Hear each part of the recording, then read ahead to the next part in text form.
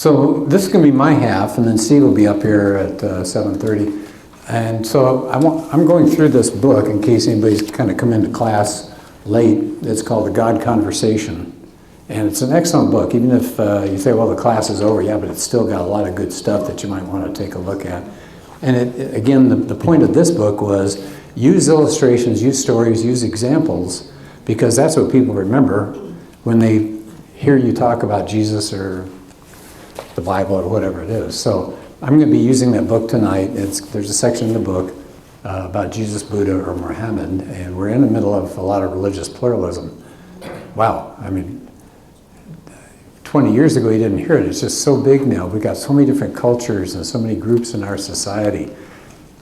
1 out of every 5 people in the whole world are Muslims. Buddhism, this is the one that knocked me out. Buddhism is the 4th most practiced religion in the U.S. 4th.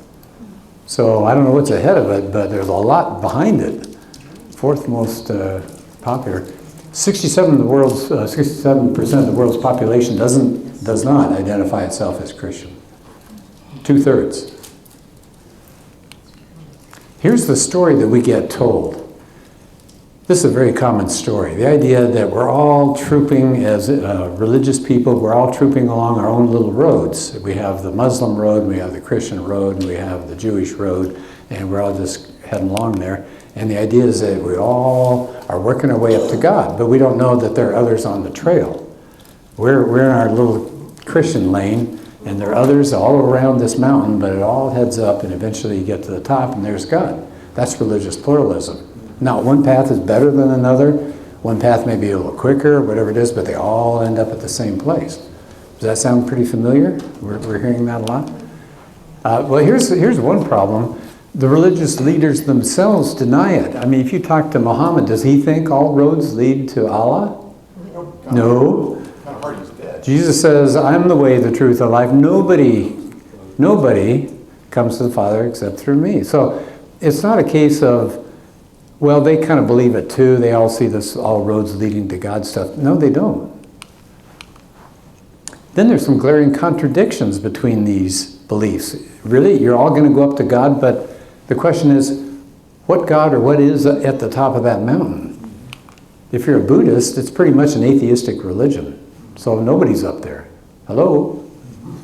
I made it. Where are you? If you're a Hindu, plenty of gods. You've got a lot you can choose from. If it's Islam, it's the Unitarian God, right? There's Allah just all by himself up there. Very different kind of God than the God of Judaism.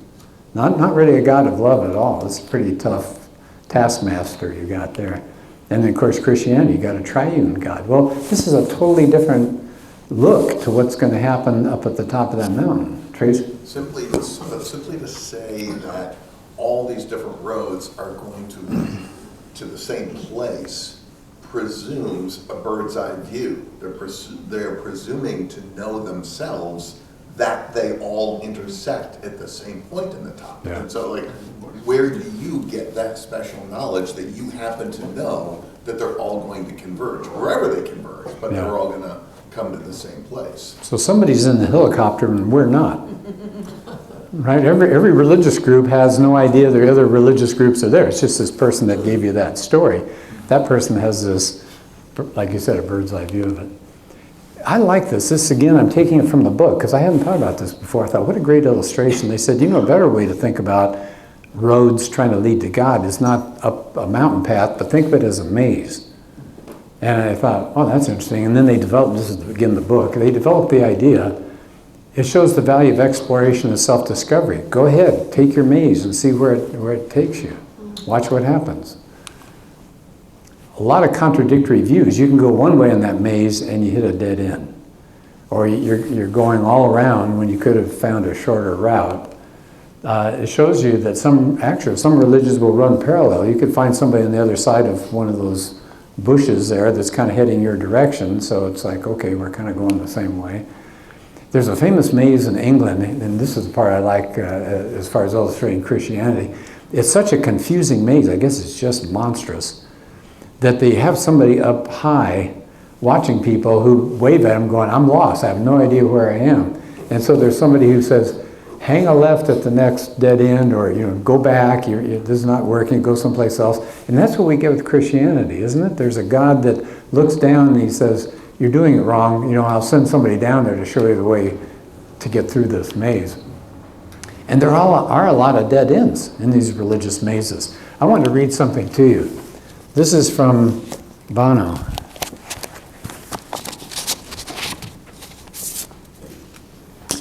He was saying, I'd be in big trouble if karma was going to finally be my judge. I'm holding out for grace. I'm holding out that Jesus took my sins onto the cross. Because I know who I am, and I don't want to have to depend on my own religiosity.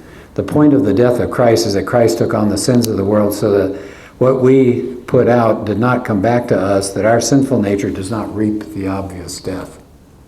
That's Bono. That's pretty interesting that a rock singer has pretty good theology going at that point.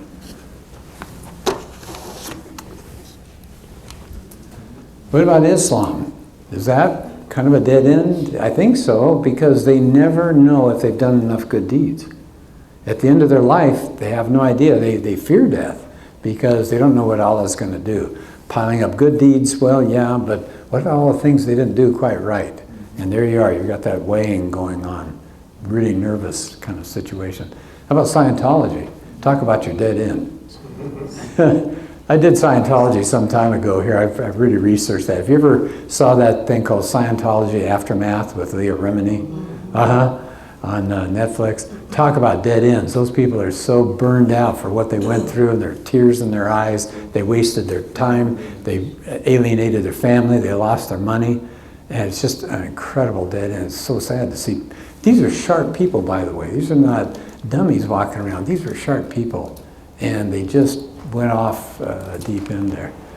Christian Science, I don't have the time to do it, but I think I may have shared it with you in the past. There's a story of a Christian Science grandmother who's passing away. She's dying. She's in the hospital, and her grandson is there with the grandfather to take care of her during her last couple of days.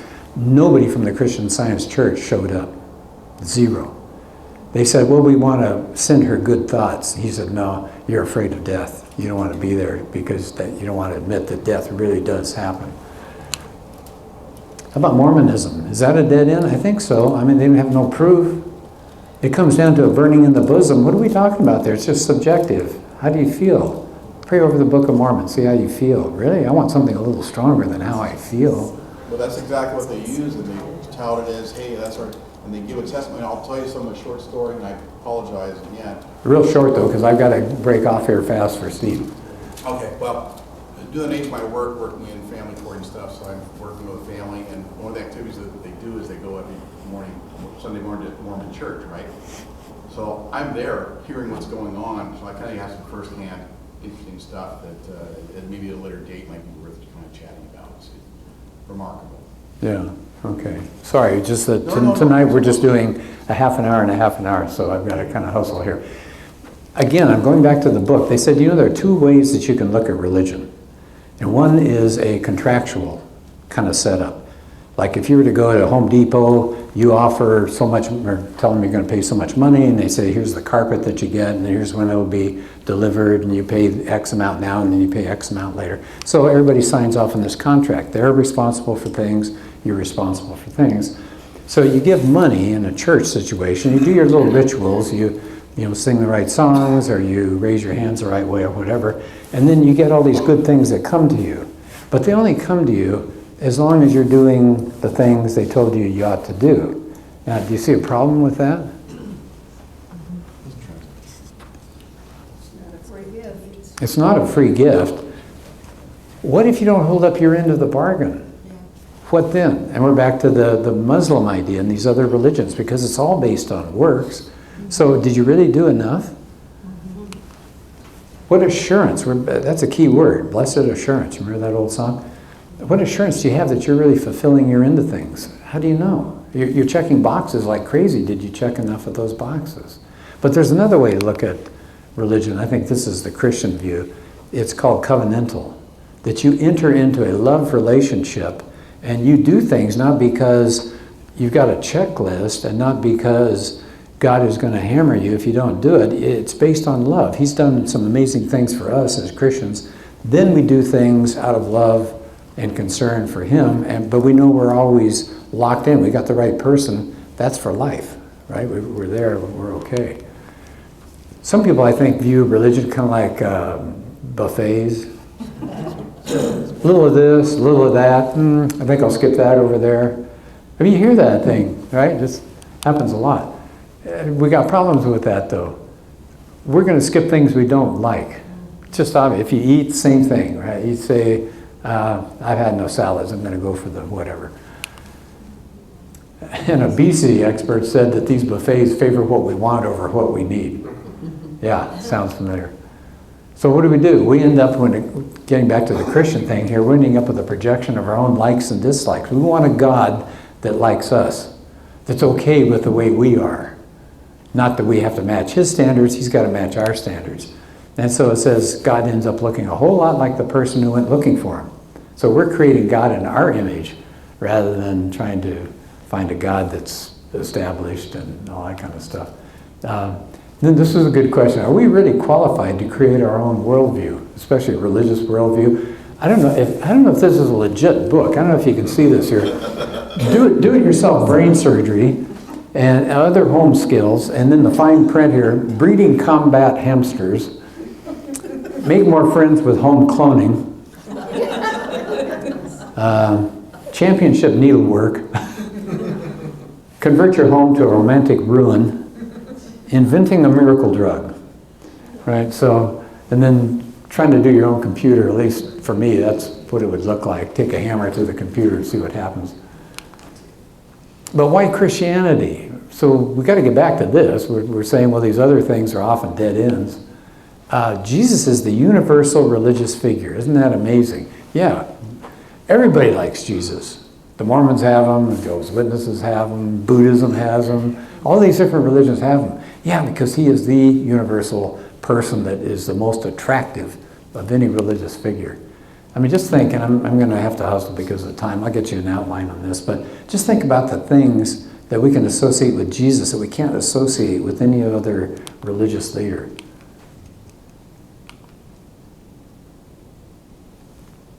You want to put Muhammad up on this list? Mary Baker Eddy? Charles Taze Russell?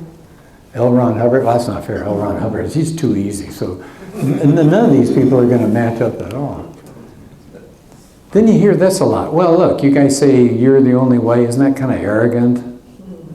So let me give you 3 illustrations. 2 of them came from the book. 1 I added here. But they mentioned in the book there was an organization of women's rights people back in the early 1800s. Can you imagine that? I mean, they were that interested way back then. Women got together at Seneca Falls, and they said women ought to have the same rights men should have. It took a long time before, 1920, wasn't it, before we actually got the vote for women. So anyway, this is an early attempt to get that. They said men and women are created in the image of God and things like that. And nobody would look at that and say, well, how arrogant for them to push their view. It wasn't arrogant. They were trying to reach our minds and reach our hearts and say, let's get real. I mean, this is the way the world ought to work. Let me add a couple of others that I think nobody's going to call him arrogant. Think about Frederick Douglass. What was he doing? He was calling America to account over slavery. And we reacted to that and made a lot of improvements when it comes to race relations. Nobody says, well, how arrogant of him to push his views on us. No, he did it in a very kind, polite way.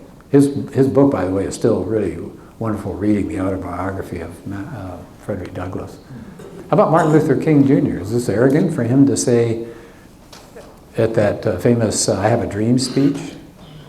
You ever read that dream speech? That is an amazing speech. I love it. I usually bring it up in the class at school because it's said so well. But every situation like this, they were trying to convert other people. Was that arrogant? I don't think so. So it just depends how you do your conversation. Can you be arrogant? Yeah.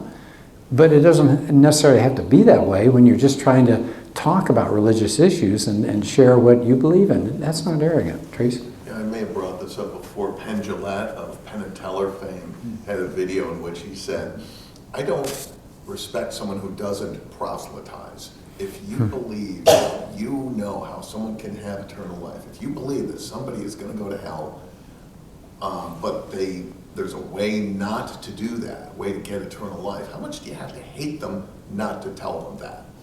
Yeah. This is coming from an atheist. Yeah. Because he said that after a show, a kid came up to him and was talking to him and very sincere. Now, he didn't buy into it, but he said he appreciated that kid thought it was that important to him.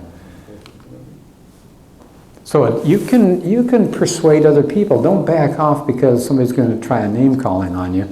But it's just the way you go about it. It can be useful and it can be really fair when you're talking to others. So can we judge between religions? You know, here we've been saying religious pluralism isn't the right way to go. Can we judge between religions? Oh, sure. And again, I think because of time, I'm going to hustle through this, but you can look at the founder. And we've kind of touched on that a little bit tonight. I'll put Jesus up against any founder of these other religions. And I don't mean to kick a bunch of shins, but they all have some terrible holes in their lives, awful holes in their lives.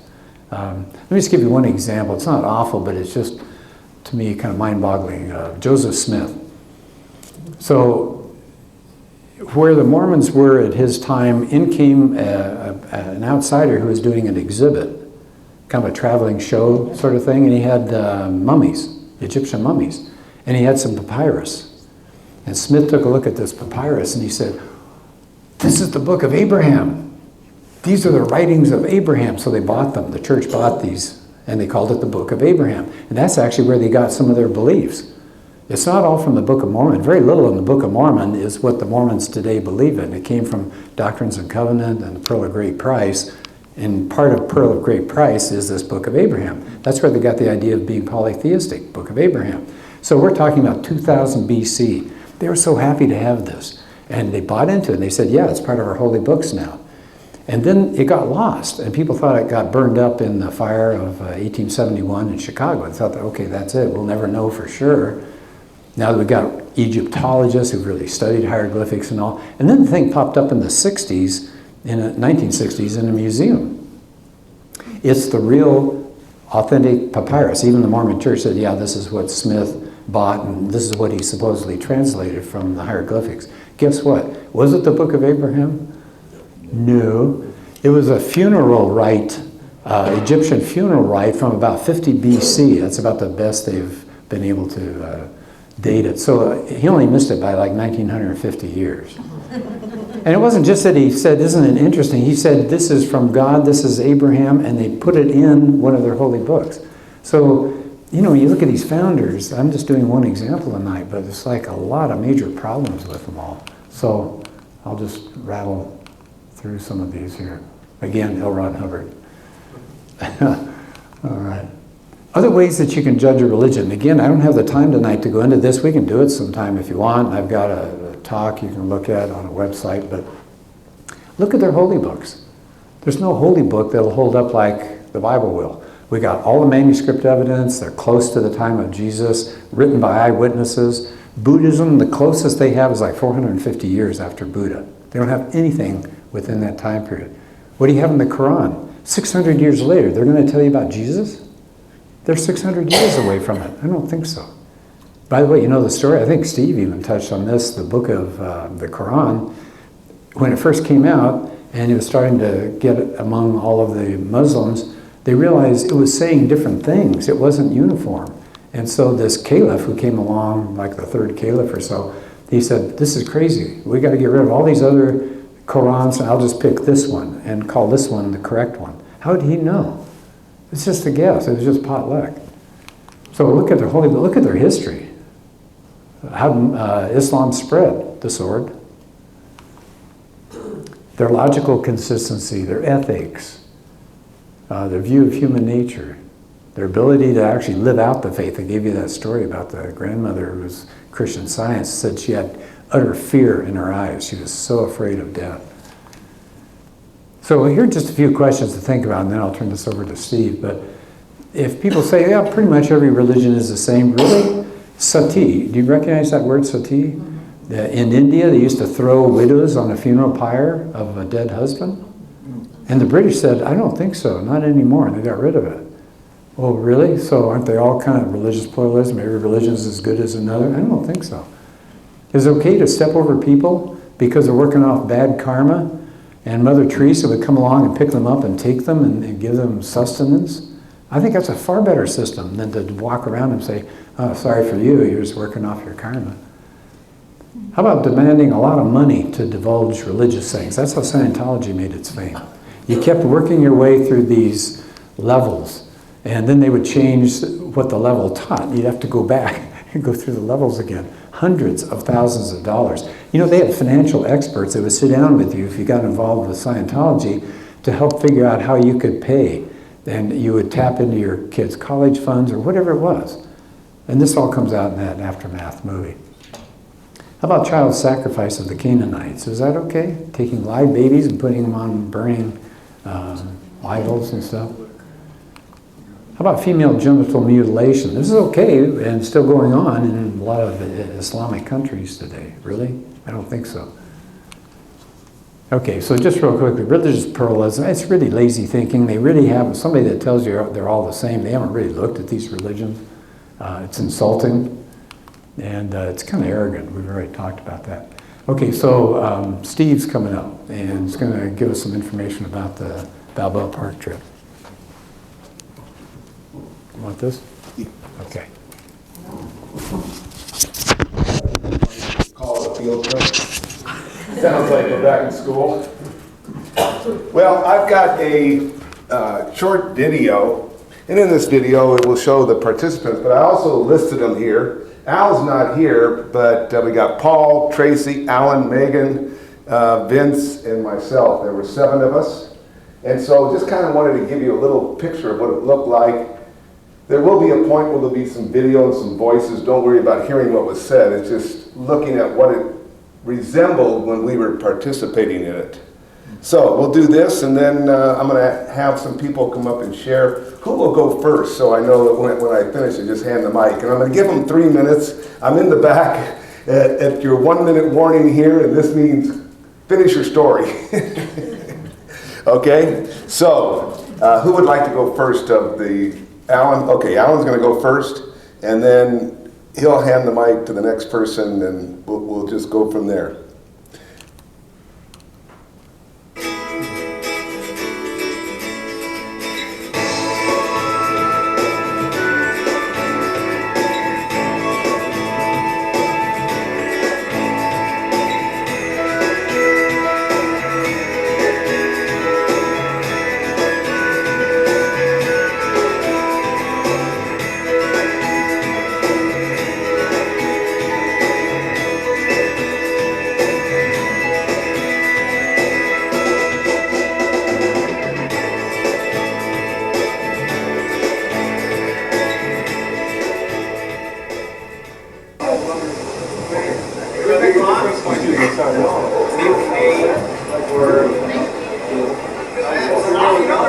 If you decide to.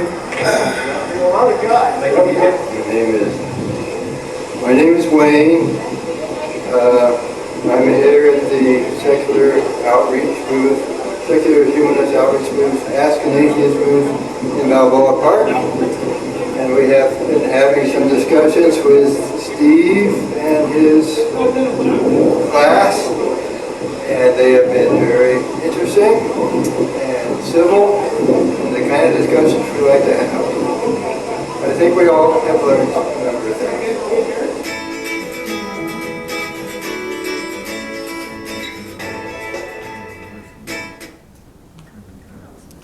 Okay, so that's our little, gives you just an idea, a picture of what it looks like to us. And we had a great time, and you're going to hear about it right now. And we'll start with Alan. You get to meet a lot of different people, a lot of different ideas going on. This year this session, we haven't talked a lot about the book Tactics, which I think everyone should read, especially if they're going to talk to other people, because you can't tell anybody anything until after you've been listening to them. We had one guy that was there for getting health care for transgenders, kids that were transitioning. And we just were getting no place with him, and he was reacting strangely, and it was oh, come to find out his daughter was transitioning to a boy. So he could not accept anything that we were going to say. So as you listen to him and you finally get that piece of information, then you understand how to shift what you're saying. We also had a place where we were talking with a guy that was into yoga and the Bhagavad Gita. And I started asking, well, how do you know this is right? And it's just like the Mormons. Well, you read it and you think about it and you get this feeling. And I'm like, well, if it's a feeling, how do you know it's not heartburn? I mean, how do you know it's not? It's, now you're dealing with personal opinion. I gotta have some evidence. He didn't have any. So these are the things that you run into as you deal with these people and you work with them and you experience them. The only people that were not cordial were the Jehovah's Witnesses. Everybody else, when we separated, went our ways. Hi, it was great talking to you, shake your hand. And, there was a feeling of peace or camaraderie with the person, not with the witnesses. When I went back and talked to one of them, it was.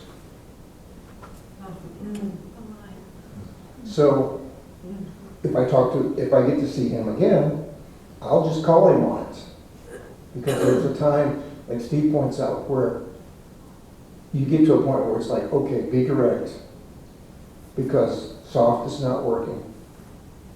And that's when you hit him with your hottest shot. Okay, who's next?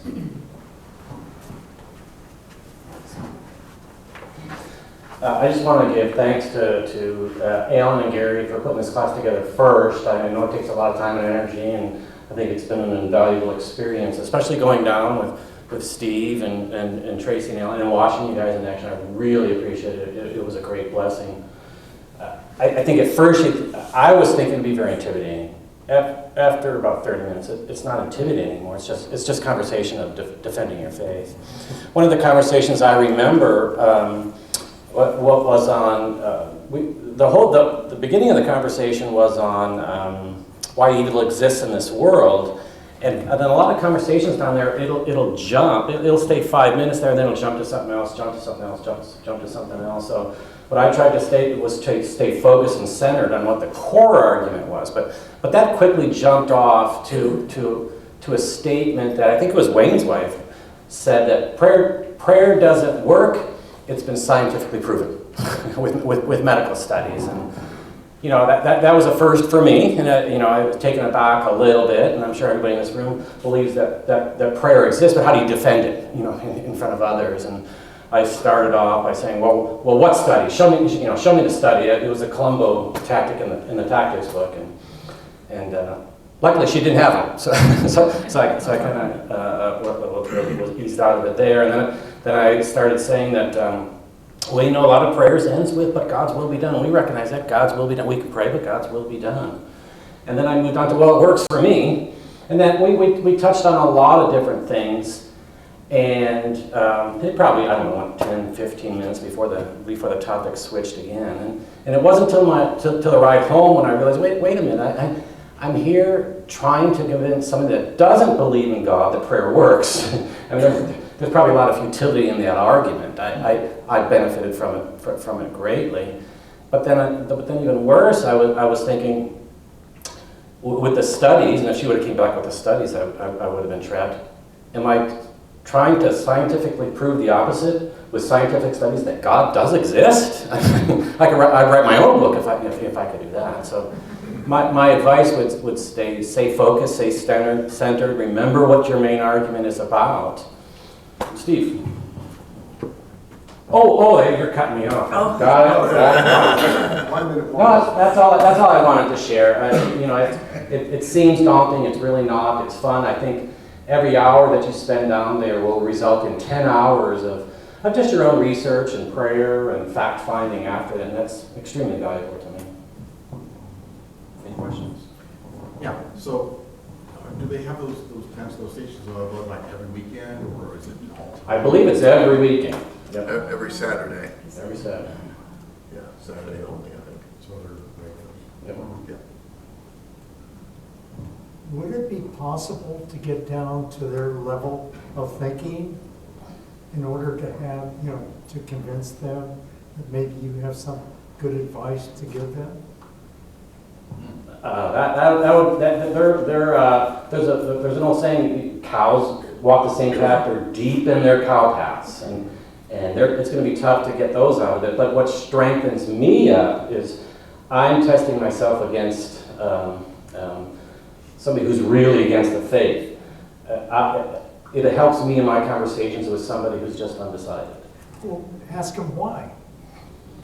Yeah, well, when my wife and I went down there a couple of weeks ago, and there were about half of them that we talked to had some traumatic effect in their life. And you're right, there probably is, if you zero down into that, then you can start a more real conversation. Getting down to their level. Right.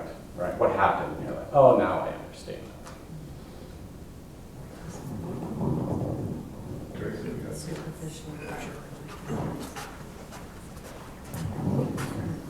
Thanks.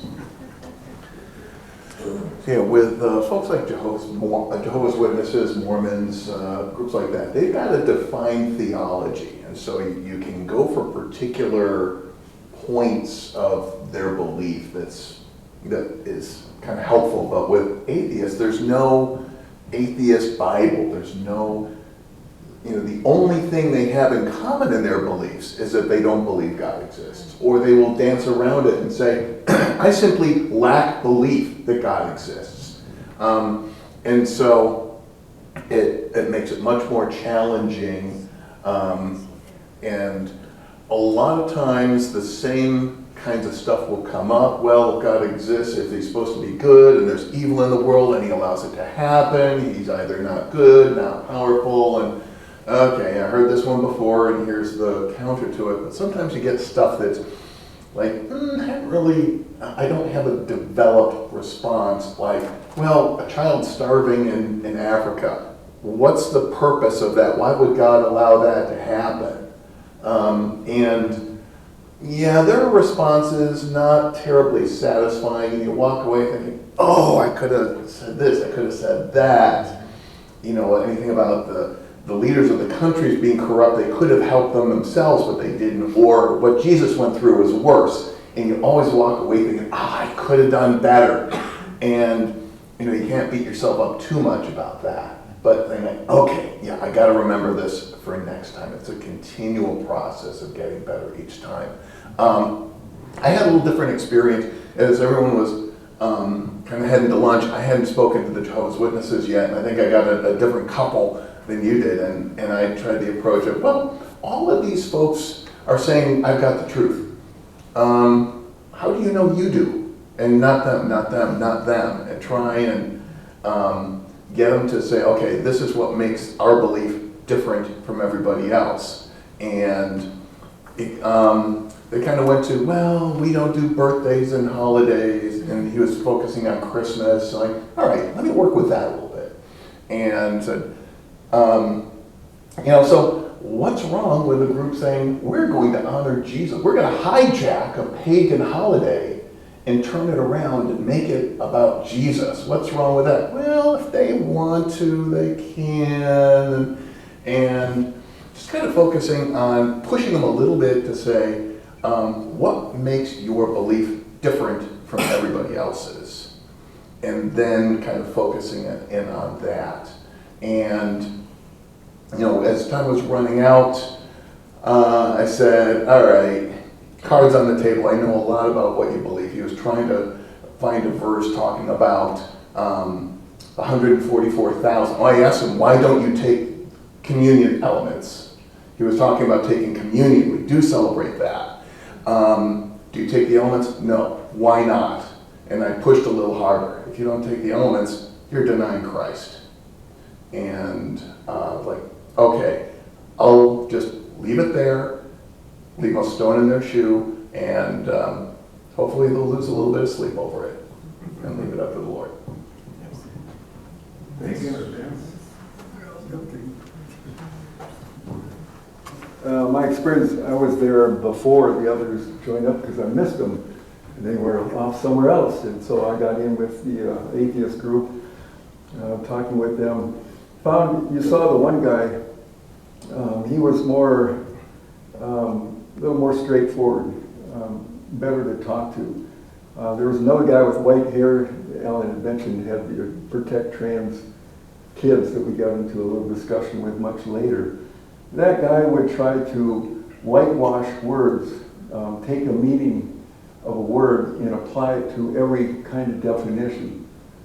And in our conversation, I would try to field their questions and then explain it back with what I understood was one of Jesus' teachings. And as soon as I mentioned something about Old Testament, other gods, and it was like, oh yeah, so they have other gods, right? There are other gods to worship. It's like, so what's yours? Why is yours different? What about them down there? And try to tell them, well, they just, statues, is that a god? And they would just try to divert. So often it was kind of hard to stay on a track. And then the other guy would bring up something else, but he was a little easier to stay on track with. You'd mentioned the trans guy. After I came to realize our conversation with him about his trans kid, he was against it, his wife was against it, he said. But he said, okay, if it makes him happy, or her happy, I forget which way that went. That gets confusing. Yeah, and he said, well, every kid needs health care. And it's like we were trying to point out is getting hormone treatment to change yourself, is that health care?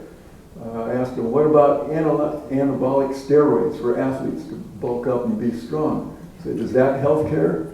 Or is that above health care for people? No, it's all health care.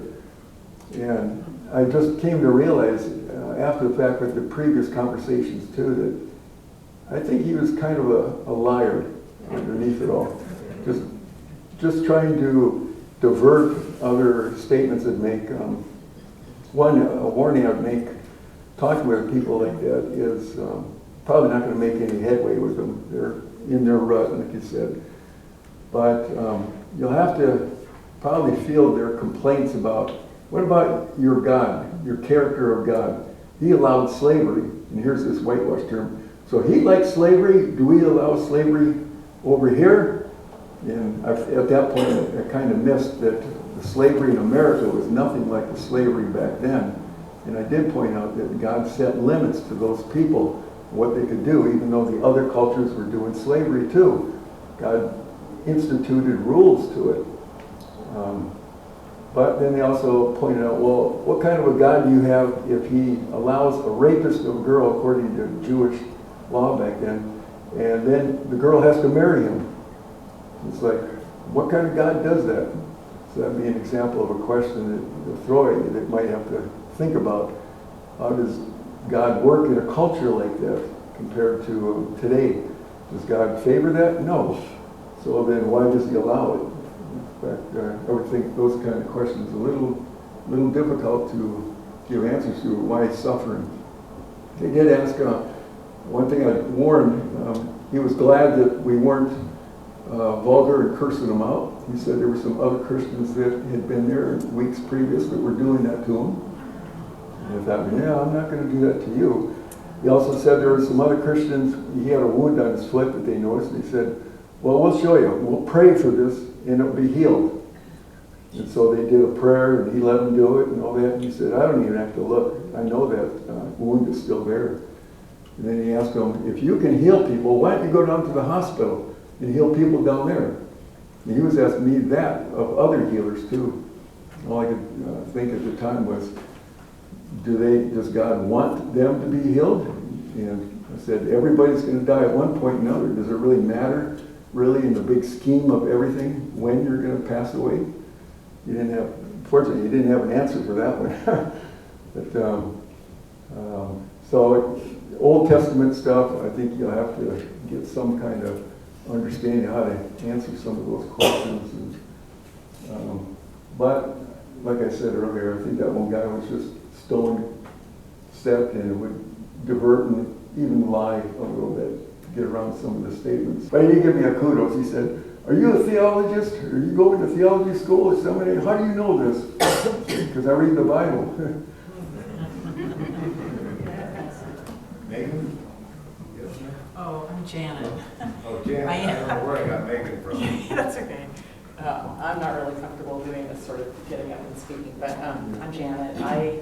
I drove myself, so I was later arriving, and then I had a hard time connecting with the group, so I probably was there for the second hour, but I just listened, and that was really helpful, and I really appreciate the fact that you didn't put pressure on me to participate, because if I felt that there was going to be pressure on me to participate in the conversations, I wouldn't have gone. So it was a great learning opportunity for me. I was able to listen in on conversations with the atheist group and two members of the atheist group. So it was just, it was really enlightening, and it was also gave me an opportunity to kind of think through how I would have answered those questions. And I've been doing more reading and going back and looking at a lot of the resources you've been providing for the class, and so it was a really valuable experience, and I would highly encourage you to participate if the opportunity comes up again. I don't think I'd be brave enough to go down by myself on any Saturday, but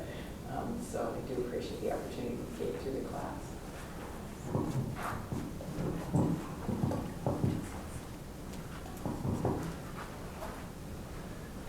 Well, I hope you were inspired by what you heard. This was the purpose that Gary and I had from the beginning, was to train you. And training, spring training for baseball, eventually you have to do what? You play the game. You have to get out and play the game. And I looked over the years that we've done this, and this is the third time we've gone to Balboa Park, 2 times to the Mormon Battalion. And I get a hold of them and say that not only do we want a tour, but we want a period of time we can ask questions. And they've graciously done that each time, and that time is just priceless. A chance to really have open dialogue with these Mormons, and their missionaries are there. You have older individuals and missionaries. What is the Mormon Battalion? It's in San Diego. It's near Old Town. You can go there anytime. It's their very well built video and other traumatization stuff of the first Mormons that came to California. And they were a fighting battalion to fight the Mexicans or somebody here in Southern California. And then they stayed. It is very well done. It is. Yeah, it's professionally done. So I get in contact with them and then set up after the tour that they'll sit down with our group, no matter who's there. I got the idea from Josh Rose, who asked me to prepare the high school students that they were going to take to the battalion, and I saw it in action, and Josh Rose set it all up, and then I debriefed afterwards all the things they said and all the errors they put forward to the high school students. So that's where I got the idea, and then we've done that twice, and then Cruising Grand we did once, and that was fun too. But it was different, right, Bob? Much different Cruising Grand. Well, some of the things that came up when I was there, Alan mentioned it. We talked to this person who was Hare Krishna, Baha'i, whatever. He's a conglomeration of different beliefs.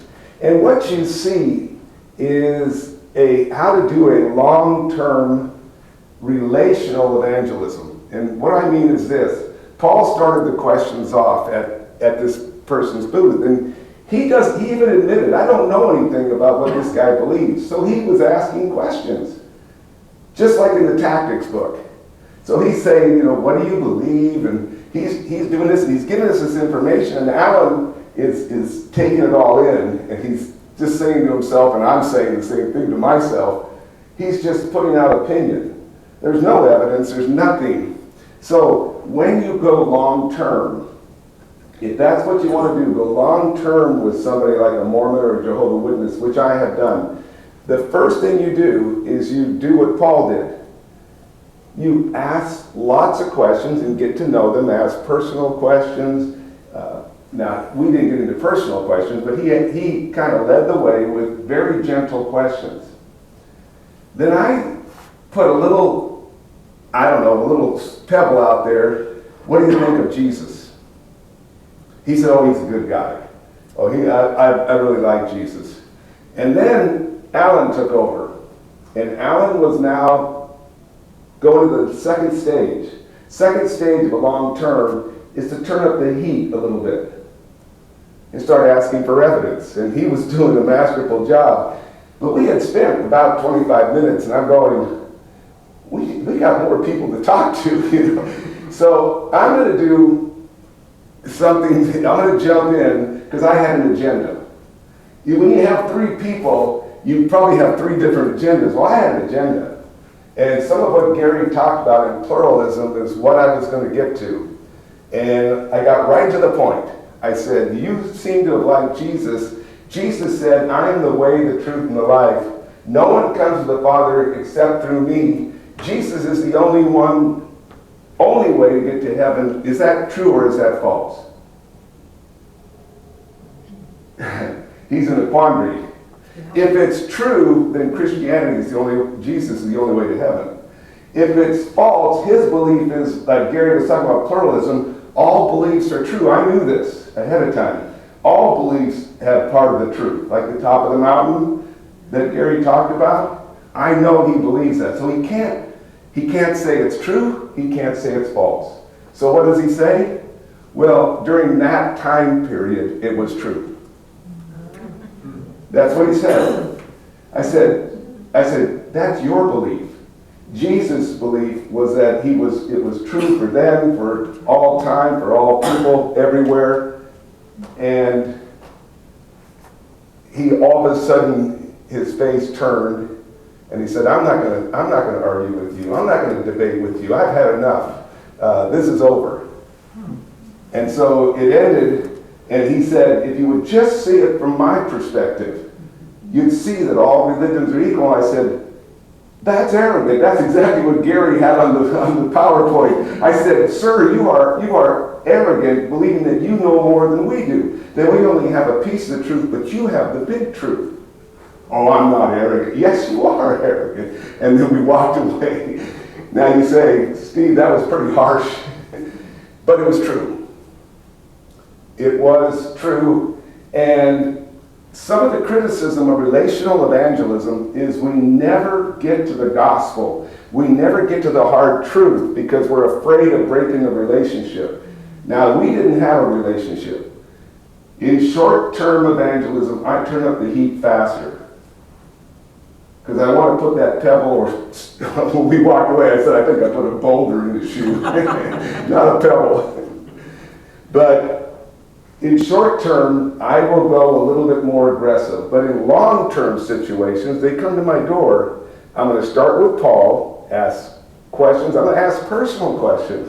What do you do for a living? This sort of thing. Peggy, my wife, has seen me do this, where we meet with Jehovah's Witnesses, one pair for 18 months, Mormons for 9 months. So you do things according to the situation. And people who are against relational evangelism, as I said before, they're afraid that you won't ever turn up the heat because you don't want to offend them, and so the gospel never gets out there. But it doesn't have to be that way. Just keep progressing. And here's something to remember. In long-term evangelism, you can turn the heat up more because you're now friends. And it's hard to walk away from a friend. And so, in those long-term things, I got tougher and tougher, but in a nice way. I'm not saying I was mean or nasty or any of that. I just got tougher. Jehovah's Witnesses, Paul wanted to see the triple threat. He said, Steve, can you do that strategy? So I came with an agenda. And the strategy was to show that in John chapter 2, verses 18 to 22, that 3 Jehovah's Witnesses beliefs get trashed. Number 1, that Jesus rose himself from the dead. 2, it was a bodily resurrection, because it says that in those verses, and 3 was that he had consciousness after he died. Well, they don't believe you have consciousness after you die. So that's 3 beliefs are going to get hit with this little strategy. So I put it in there through questions. Who raised Jesus from the dead? That's what I asked. They said Jehovah. I said, great.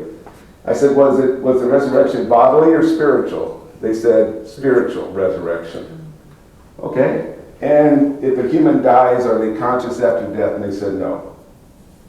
Now I'm ready to deliver the punch, and they just completely changed it, made me go to their scriptures, and took over the conversation. I won't go into detail on it, but I read what was going on was they gave me 2 verses to read. And so I read those, and then I kind of turned sideways so that Paul and Alan and Al could hear me say, well, we have a saying that we never read a Bible verse. And they're chuckling back there after I said that, because that's a saying that Greg Kokel has. You never read a Bible verse. And I said, it's not that I don't read the Bible, but you don't read the verse, just that verse, a verse. They had 2 of them. Well, I went back to the first verse, and it solved the whole problem that they were trying to pose. And so I told them, here's what it means. Here's what it's talking about: a future heaven and a new earth and a new heaven, new earth. And I solved it completely, and they looked at me like, no, this is not what, they didn't say this, but this is not what we were taught. And I had taken them out of what they were taught. They were taught that this is the interpretation, but in context, I gave them a perfect interpretation of it, and they couldn't understand it, and they said, that's it, enough, goodbye. And we had to leave. What I forgot is what I've learned with Jehovah's Witnesses. As soon as you are the teacher, they're going to end it. And that's what if I made a mistake, was I needed to come in as the learner. You got to be the learner with Jehovah's Witnesses. You can't come in as the teacher, which I did, violated that principle and got kicked out. And then, just like everybody else, had great conversations with the atheists. Wayne, the one you liked, who liked Wayne? Oh, Dennis. He was the guy that spoke at the end, and that's the guy you were talking about not that guy. Okay, well, Wayne, I got him off the side by himself, and we had a great conversation. It wasn't a 2-on-1 or 3-on-1. That's what you want, right, Tracy? You want the 1-on-1s. It is hard when it's 3-on-1, because this one hits you, and this one hits you, and this one hits you, and it's almost an impossible situation. So I hope this class prepared you in multiple ways. It is not an evangelism class, it's an apologetics. The number 1 goal of this class is to strengthen your faith. And some of you wanted to go, couldn't go. We'll try to keep doing things like this so that you can go and participate. But again, evangelism is second. Your knowledge and strengthening your faith is number 1 in this class. So that should go across the board. But if you didn't go, that's okay. Hopefully, Gary and I taught you things that made you stronger in what you believe and why you believe it, and how to share it. Any questions before I close in prayer? Yeah, Vince? Greg Kugel, his newsletter for this month came out, and he had the hand things. I don't know if you've seen that, or can you go over what your hand things were? Were the same? Did you no. It's how to defend the inspiration of the Bible, which you don't have to do in a conversation. All you have to do is defend a reliable Bible. We just need one that's accurate, that teaches what it's supposed to teach. But if you want to go to the next step, okay, I'll try to do this fast. The pinky stands for prophecies. Prophecies are precise, detailed, and accurate. And the Bible is the only religious book in the world that has future prophecies. And then I go into Isaiah 53 and Micah 5:2 about the Messiah must be born in Bethlehem and this sort of thing. Second is the ring finger. And I'm doing this off the top of my head here. I should be able to do this because this is the way I witness anyway. And the ring stands for the unity of marriage. And there is unity in the Bible, that there are 66 books, 42 authors, if I got that right. Like I said, I'm just throwing these things out. Or 40 plus authors, that's easier to say. 40 plus authors, 66 books. And they write on controversial topics. There's various people like kings and tax collectors and fishermen, and yet they write as if it's one voice. There's a unity that is spectacular. Oh, and it was also written over 1,500 years on 3 different continents. And it's unified, like one author was doing the writing, and how do you explain that unity? How can it be, how can that happen? If you were to ask a block of individuals, what's the best way to parent, how many different, if you ask 10 people, how many different answers would you get?